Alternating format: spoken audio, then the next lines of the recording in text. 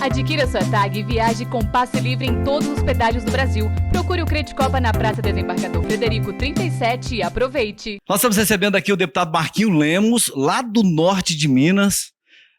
Deputado que tem feito um trabalho importante na Assembleia Legislativa, deputado principalmente dando voz à população, né, nas comissões de participação popular. Deputado, mas eu queria que o senhor falasse principalmente sobre esse trabalho com relação à Copasa. Como é que o senhor vê a questão da Copasa hoje no estado de Minas Gerais? Existe um movimento para sucatear a Copasa, o senhor estava me dizendo?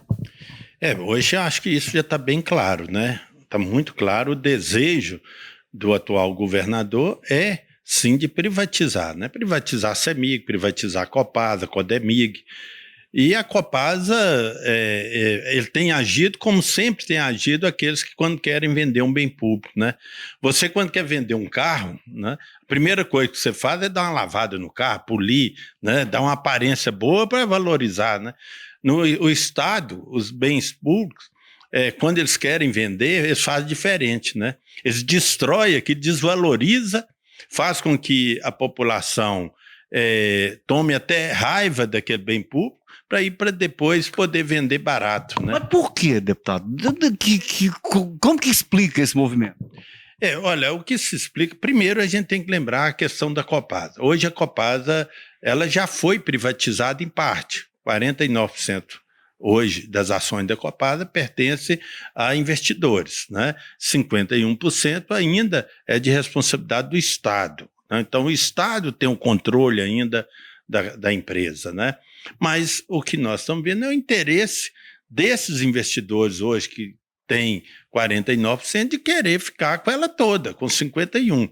Então aí você já percebe que a empresa ela é importante, né?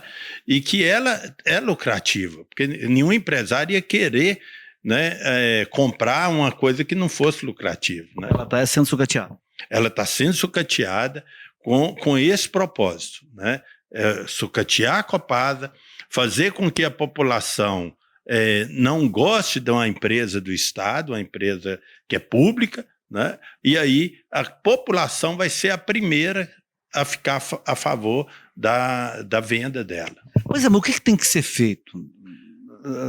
Deputado, na visão do senhor, o que precisa ser feito, então, porque o serviço, a gente tem mostrado aqui, dia após dia, que não é aquilo que a população gostaria de ter, né? O que precisa?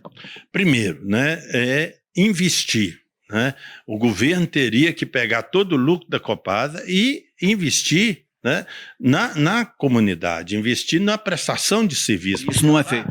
Não, esse ano, por exemplo, que terminou, né, a Copasa teve um lucro, né, de 1,4 bilhão. E sabe quanto que foi investido? Foi o menor investimento de toda a história da Copasa. Não chegou a 150 milhões de investimento, é nada, sabe? Por quê? Porque eles estão preferindo dividir todo esse lucro com os acionistas, né? E não estão reinvestindo, não estão pegando aquele lucro da Copasa e investindo onde tem que ser investido, que é na comunidade. Ela é uma empresa pública, prestadora de serviço e que deveria estar preocupada em atender melhor. Hoje está faltando até uniforme para os funcionários da Copasa, sabe? Então, há sim, né, uma depreciação de todo o bem público, tá, com esse intuito, que é o de privatizar, é o de vender, né? Porque é muito mais fácil hoje chegar aqui em Patos e perguntar à população: vocês estão satisfeitos com a Copasa ou não? Tenho certeza que a maioria vai falar que não, né? E ao falar que não, abre as portas para quê? Então é melhor vender. Quando a fala tinha que ser o contrário. Se você não está satisfeito, por quê? É falta de uma melhoria da prestação de serviço, então vamos investir nisso, vamos melhorar. O governo quer fazer o contrário, né? É fazer com que a insatisfação da população cresça cada vez mais, para que assim fica mais fácil colocar a empresa em leilão. Deputado, a gente está aqui com um outro problema, né, que inclusive vai ser alvo de debate hoje aqui na cidade de Patrocínio, que é a questão do programa de concessões de rodovias do governo do estado. Deputado, o senhor está a par desse programa e como é que o senhor vê essa questão? Inclusive tem uma proposta do governador Zema, né, em privatizar 7 rodovias estaduais. Né? E que a gente... E a nossa federal aqui, que é a BR-365, que foi passada do governo federal para o governo do estado. Porque nós temos que lembrar que lá no governo do Aécio, né, o Aécio recebeu, né, essas rodovias, né, a responsabilidade passou a ser do Estado naquela época, em troca de receber aquele recurso que ele utilizou para acertar pagamento de funcionalismo público e outras dívidas do Estado. Né? Só que, quando recebeu essas rodovias, né, o recurso era para dar manutenção, só que utilizou o recurso para outros fins. Né? E assim o Estado ficou com abacaxi, porque ficou com a responsabilidade de muitas rodovias, né, e sem dinheiro para isso, né, para dar a manutenção necessária. E agora o governador Zema está propondo a privatização, do primeiro momento, de 7 rodovias. E isso é ruim, porque a gente ainda não entendeu como será a proposta de privatização, como será o pagamento, quanto vai custar o pedágio, sabe? Quantas praças de pedágio vai ter ao longo das rodovias. Né? Então, nós precisamos saber desses detalhes para que a população não vá sofrer depois, porque nós temos uma experiência ruim, que foi a privatização da 135, né? Que é aquela que liga a 040 lá em Sete Lagoas até Montes Claros e descendo no norte de Minas.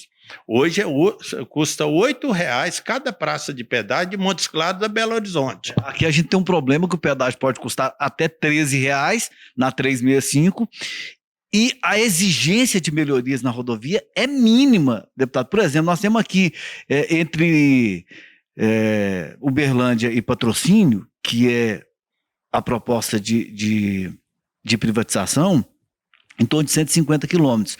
A proposta é de terceirizar, de duplicar só 10 quilômetros, deputado. Então, assim, a exigência é muito pequena da concessionária.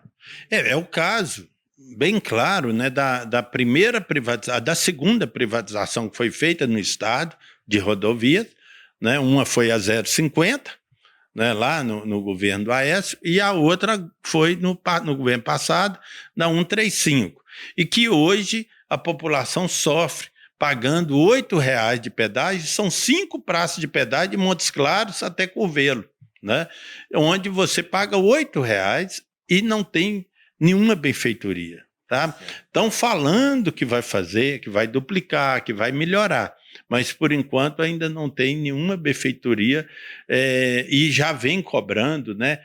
Já vai fazer 4 anos quase, 3 anos que está cobrando esse pedágio e a população reclama, porque ela está pagando, né, por uma coisa que ainda não está recebendo. Né? E eu tenho um projeto que já passou em primeiro turno na Assembleia, pensando justamente, se ocorrer essas privatizações, pensando naqueles moradores que vão estar próximo à praça de pedágio e que vão ter que utilizar a rodovia 2, 3, 4 vezes no dia, né, que teria que pagar, hoje tem que pagar, né, toda vez que passar no pedágio. Então, o meu projeto propõe que você só pague uma passagem na praça de pedágio por dia. Então você, por exemplo, vamos que igual você está falando, vai ter vai privatizar de Patrocínio a Uberlândia. E às vezes tem um taxista, tem um estudante, tem a pessoa que vai no tratamento de saúde numa cidade, na outra, e que tem que passar 2, 3, 4 vezes. Né? No mesmo dia só vai pagar uma vez, só a primeira vez, e aí dentro das 24 horas ele vai poder passar várias vezes sem precisar de pagar. Por que isso? A minha proposta foi justamente pela experiência que hoje acontece lá na 135 em Curvelo. Experiência ruim, né, deputado? Onde o produtor de leite que me chamou a atenção. Ele me contou que ele leva o leite até a cooperativa em Curvelo de manhã e à tarde. E ele paga R$ 8,00 para ir de manhã e voltar. Então, só aí já deu 16, com mais 8 para ir e voltar à tarde. E sendo que ele só anda 14 quilômetros na na rodovia para chegar até Coveiro, da fazenda dele até Coveiro. Aí são R$32 que ele gasta por dia. Olha quantos litros de leite que ele está pagando, que ele está tendo que vender só para pagar o pedágio. Deputado, qual que é o motivo da visita aqui a Patos de Minas? Veio visitar o amigo Bosquinho? Veio conhecer a cidade? Não, a cidade, eu tenho uma relação muito grande com Patos de Minas, já conheço, né? Tenho vindo aqui várias vezes, né? Mas hoje a minha vinda aqui foi mais para rever, né, os amigos, rever o nosso amigo Bosquinho, né? Um grande companheiro, uma pessoa que eu conheço de muitos e muitos anos, né? E que eu tenho uma admiração, né? Eu gosto sempre de vir aqui para ele também me aconselhar em muita coisa, né? Então o Bosquinho tem essa... nós temos essa amizade, né, muito grande, e é uma pessoa que eu gosto muito de estar junto, né, de estar conversando.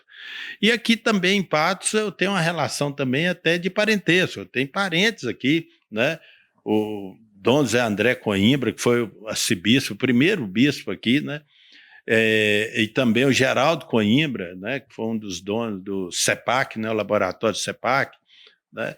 E a esposa do Geraldo, então são todos familiares, primos, e inclusive a esposa dele, a Betinha, é minha madrinha de batismo, mora aqui, e aqui também eu tenho muitos conterrâneos, pessoas que vieram lá da minha cidade para cá, do Jequitinhonha para cá, e aqui se estabeleceram, criaram família, e hoje são mais patenses do que carbonitenses.